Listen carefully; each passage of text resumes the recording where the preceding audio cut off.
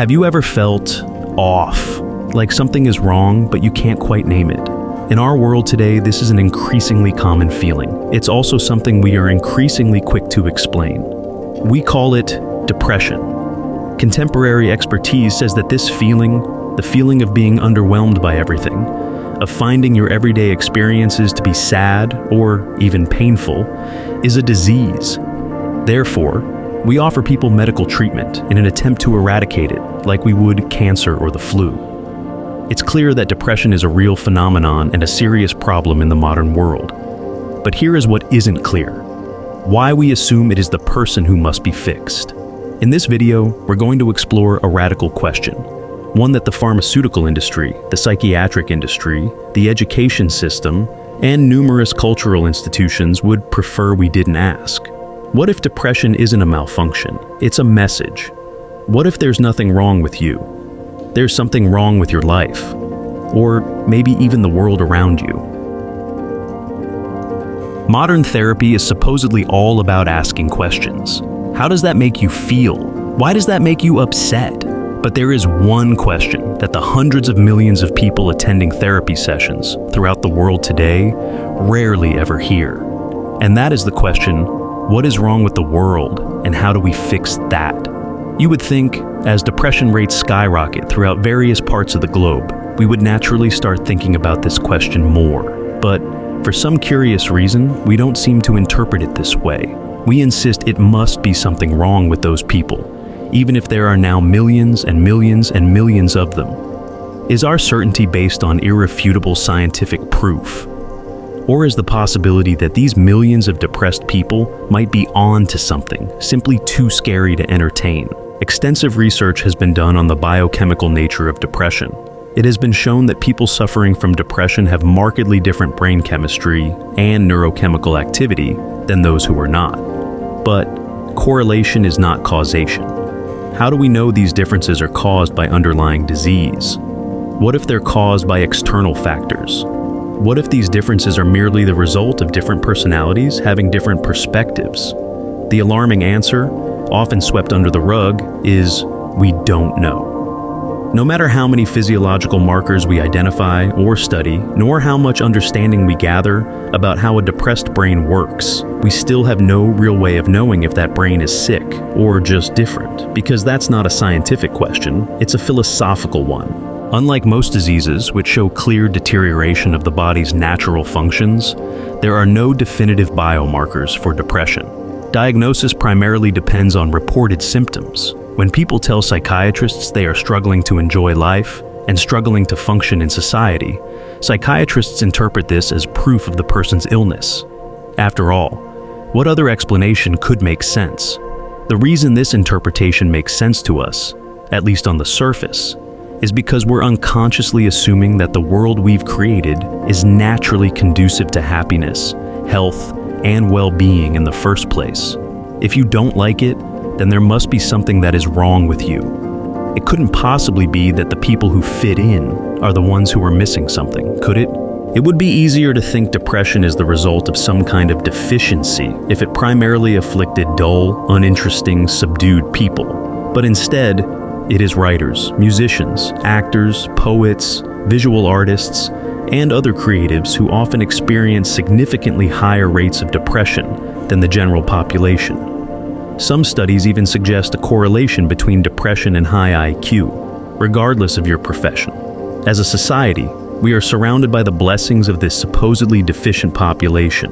Writers create life-changing books and immersive, influential screenplays that show up on our shelves and TV screens, along with the actors who bring the stories to life. Musicians move us with their sonic creations, while poets stir us in deeply powerful ways that shape who we are and who we become. We download their work, paste their ideas on our wall, and celebrate the truth and the insight they provide us. This rather strongly suggests that the depression which so often plagues these inspired creators is not the result of a mere blind spot or deficiency. It's something else. Depression is also more prevalent among populations who have good reason to be depressed. Poor people, indigenous people, women, gay people, transgender people, hospital staff, and not to mention people being forced to go to high school. Is it just a coincidence that a disease that makes you think life sucks happens to be more common among people whose lives often do suck, to no fault of their own? The more you look at demographic evidence like this, the harder it becomes to see depression as a disease at all. It starts to look more and more like the emotional consequences people suffer as a result of their circumstances and their experience. While it may be characterized by certain biological markers, and it seems to have a fairly strong connection to genetics, all of this could simply mean that certain people are more attuned to certain observations than others. It could also mean that depression is not something you can only address with drugs and reprogramming. It could mean your society is handing you the wrong solutions because it doesn't really understand you to begin with. What if the goal wasn't to change you, but to try and change your life to suit you better? In your lowest moments, when it seemed like things were just too painful and too ugly to endure any longer, would it have been true to say there was no version of reality that would have changed how you felt? Was there nothing, however far-fetched, that could have happened that would have changed your mind? Are you sure your grievance is with existence itself? Or is it with your life, your environment, your obstacles? Do you lack hope that being human can ever be fulfilling? Or do you lack hope that you can ever get the life you truly want? These are two different things, and distinguishing between them is incredibly important. Think about it. Can you imagine living a different life? One that actually addresses the things that cause you pain and dissatisfaction. One where you could be yourself, just as you are now, but you would feel as though you actually belong? I'm willing to bet that you can imagine such a life, at least in bits and pieces. In fact, whether you're always aware of it or not, you're probably imagining this life all the time. You imagine a world where everything you feel is welcomed by the people around you. A world where you feel safe asking for what you want. A world where you don't have to suppress who you really are inside just to survive. A life that is full of freedom and opportunity and self-ownership, rather than endless, mandatory, meaningless obligations and rules made by people you don't even know. If that's the case, know this. You are not sick. You are disempowered. You don't need to change who you are. You need to change the life you're living. Granted, this might sound extremely daunting. It also may not look exactly the same for every person. But every journey, no matter how big, always starts with a single step. But first, if you're finding this video to be true, and if it's turning any lights on for you, please consider subscribing to help spread this message. The first step, before you do anything else, is to do the one thing almost nobody has encouraged you to do before. Listen to your pain. Don't act on it, don't yell it out, but don't try to silence it either. Pay attention to it. What is it trying to tell you? When you do this, you may find something surprising. Your pain is not telling you that the world is terrible, that people are bad, that life is pointless. It's trying to tell you you're in the wrong place. It's trying to tell you that you're around people who don't understand you. You're wanting things in return from people, agonizing over the fact that they won't give them back to you. But your pain is trying to tell you that they don't have what you want, that you are wasting yourself on a mirage when you should be venturing on, to where the real thing might still lay hidden, waiting for you. And if you feel yourself doubting whether that's a real possibility, you shouldn't. It may be popular these days to talk about how small the earth is, how insignificant we are, and how all our worries exist on a tiny blue speck of dust, floating in infinite darkness. But the truth is, this is hugely misleading. That speck of dust is actually an enormous planet, so big in fact that neither you nor anybody else can even begin to wrap our minds around it. Allow me to prove it to you. How many countries can you name? There are 195 countries in the world. Can you even think of half of them? Remember, this is the same mind you're using to conclude that the world sucks and is not worth living in. There are 8 billion people in the world. No matter who you are, there are at least millions, if not tens or even hundreds of millions, of people who would like you, if only they got the chance to meet you. How many people have you ever even seen or heard of, let alone actually met in person? I guarantee you it is not even close to 1% of the people who are out there. How can you dismiss a world you know almost nothing about? Your culture and your society want to imprison you mentally. They want you to believe that what you've been presented with and what you're currently surrounded with is the full picture. And that nagging voice in the back of your head that suspects there is more, maybe way more, to life than what you've been told, they want you to believe this is a disease and that the only solution is to medicate yourself and reprogram yourself back into submission. This doesn't mean that there are no circumstances where medication isn't necessary or helpful, nor does it mean seeing a therapist isn't sometimes productive. Rather, it means that we shouldn't assume these are the only available solutions. We should also probably stop relying on them as long-term solutions in most cases. Medication can sedate you just enough to keep you alive, and perhaps it can boost your spirit just enough to help you get going on the right path. But it can't perpetually keep you satisfied with a life you don't actually enjoy living. It can't erase those burning questions that may have driven you to become depressed in the first place. And it can't be a substitute for improving your life, improving your environment, and improving your understanding of who you are and where you really belong. Once you engage your pain, rather than suppress it or ignore it, you've opened a profound dialogue with yourself, and it's going to start revealing things to you about how to move forward. If your job makes you angry and exhausted, maybe you don't have to keep doing it.